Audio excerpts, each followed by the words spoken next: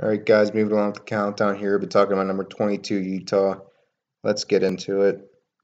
Kyle Whittingham is entering his 16th year as head coach and 27th year overall with Utah, which is pretty good. It's a long time to be with the team, and it's a long time to be head coach with the team as well, and that's pretty impressive to stay with the team for that long. Coming off an 11-3 season, that's pretty good. Obviously, last year they couldn't get past Oregon to win the Pac-12, and to get to that next level, they need to be able to beat Oregon. Oregon's that team right now in the Pac-12 that everybody wants to try and get to, and that's going to be tough to do. They have a lot to replace this year as well. They lost a lot of guys to the NFL. They had a lot of talent last year. I feel like they have some guys to step into new roles to be pretty good. Like I like Utah a lot this year. Actually, I think some people think they're just not going to be that good. I ranked them 22nd because I feel like they're going to be better. What people think. I know a lot of people don't even think that they're going to be in the top 25, but I feel like they're going to be still one of the best in the Pac-12. Okay, let's get into the offense here. They don't lose as much as the defense, but there's still a little bit of an overhaul. Losing quarterback Tyler Huntley and running back Zach Moss hurts. Devin Broomfield and Jordan Wilmore should carry the load. Their options at quarterback. Drew Lisk has experience in the system. South Carolina transfer Jake Bentley can start. And talented sophomore Cameron Rising is an option in this three-way race. The O-line should be pretty good, including talented Nick Ford, who would likely move from guard to tackle.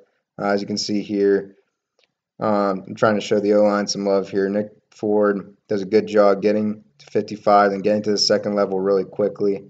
I think Utah's line play is going to be really good this year. I think it's just an example, one small example. Does a good job on the D tackle there and gets up on the linebacker. Zach Moss has plenty of room. And I think that the O-line is going to have a huge role in deciding how good Utah is going to be this year. All right, let's get into the defense. I trust Utah when it comes to defense because they're always good, but they lose 6 guys who were drafted, so there's a lot of production to replace. Devin Lloyd is returning a linebacker and should have a big year. The line should be fine despite lack of experience. Vion Mole and Holiti Potutil. I don't even know if that's the right names. It's hard. A lot of the Utah guys are from Hawaii, I know, so it's kind of hard to say their names, and Mika Tufu should be pretty good as a D lineman as well. They got some good guys up front that I think could be pretty good. They lose many DBs, and we'll have to find a way to be solid in the back end. I know that they lost some pretty good defensive backs to the NFL, and they lose a lot on defense, but I think they have some talented options to still be solid there, and I think I trust them a whole lot on defense as well based on what they've done in the past. All right, let's get into the recruiting here. 29th nationally, 5th in Pac-12. It needs to be better if they want to win Pac-12. They need to recruit better nationally, and 5th in Pac-12. They need to do better. They need to be better than Oregon, and that's just not where they're at right now recruiting. The class is headlined by 4-star corner Clark Phillips III. He has an aggressive style corner, willing tackler, and can be really good with the ball in his hands. Maybe punt returner potential as well. I think he's a guy that will show some of his highlights here. He's a guy that's number 50 overall prospect, and I like the style of play he has. He's aggressive. I love that at corner. I don't like corners that aren't willing to tackle, but that's not Phillips. Phillips can really get in there and really willing tackler. Here's a play. Gets a pick, and he's really comfortable with the ball in his hands. He actually played a whole lot of receiver. I think he could be a returner too. I mean, you'll see a clip of him returning. He's just really good. I like him a lot. See here, big hit as a corner. Nice tackle, nice form tackle. Right here is a pick. He just is really good with the ball in his hands. Here's him as a returner. And I think as a corner, I think he could probably play offense in the D1 level as well because I don't know if Utah is willing to play him both ways. Probably not, but I feel like he can be a guy that can do a lot on the offensive end as well. Maybe not as good as he is defensively, but I feel like he has some opportunity there. All right, here's the schedule for Utah. Starting off with BYU. I'm going to give them a win. BYU's always been a solid program. They haven't been anything I've been too worried about. I think Utah get the job done there. Montana State, talent-wise, Utah should just dominate Montana State. I think that Utah is just going to be better. That's a win. Wyoming, kind of the same deal. Wyoming, they're kind of known for having Josh Allen, but other than that, I don't really know much about Wyoming, and they've never been really that good. So I'm just going to give Utah the win. Cal's going to be an okay team, I think, this year. I don't think they'll be able to beat Utah, though. Give them a win there. USC, I know a lot of people might be a little high on USC this year. I don't like what's going on at USC. I think Utah will get the win there. I know USC beat them last year, but I think Utah's going to get some revenge.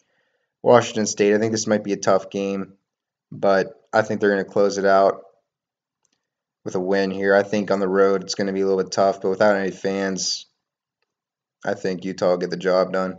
Washington, will give them a win there too. I think this was going to be a really good game. I think these two teams are really even. I think the fact that Utah's at home might play a little bit of factor again. We don't know what the fan situation is going to be like, but we'll give them a win there. I think Utah will just edge Washington out. UCLA, I'm kind of wondering what they're going to be like this year. Chip Kelly is kind of making them a little bit better each year. They're not really a team yet to really take really seriously, but I think that Utah is still going to be better than they are. That's a win. And we get to Arizona. I'm going to give them a loss here. Arizona, I think, is a team that is solid, and I think can upset Utah. So we're just going to go with the upset here. I know that Utah very well may win this game, but I'm just going to guess some losses here. I think that there are always upsets, and the Pac-12 is always a weird conference, in my opinion. I'm going to give them a loss here. Oregon State, we'll give them a win. I don't think Oregon State's very talented. I think Utah will get the win. Arizona State win.